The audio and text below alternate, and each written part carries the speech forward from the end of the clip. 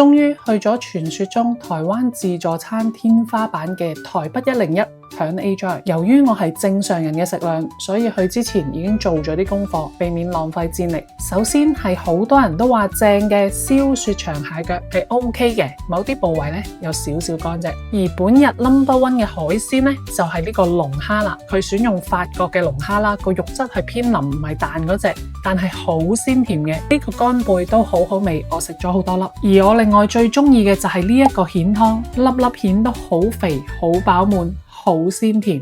而手卷咧係可以小飯嘅，我叫佢淨係俾1/3飯我嘅啫。3款裏邊，海膽呢款係最好味嘅。刺身方面，我淨係揀咗拖羅同埋生蠔。拖羅個味道係好嘅，不過有啲部位就有少少筋。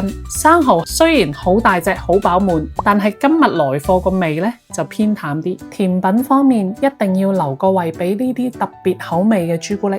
另外，佢同知名餐廳品牌聯成嘅2款精緻甜品咧都非常之正，味道 grand 得嚟又唔會過甜。再嘆埋杯世界冠軍輕波咖啡，自助餐嚟講有咁嘅質素，簡直係無敵啊！最後食完仲會送張 postcard 俾你寄，好有儀式感啊！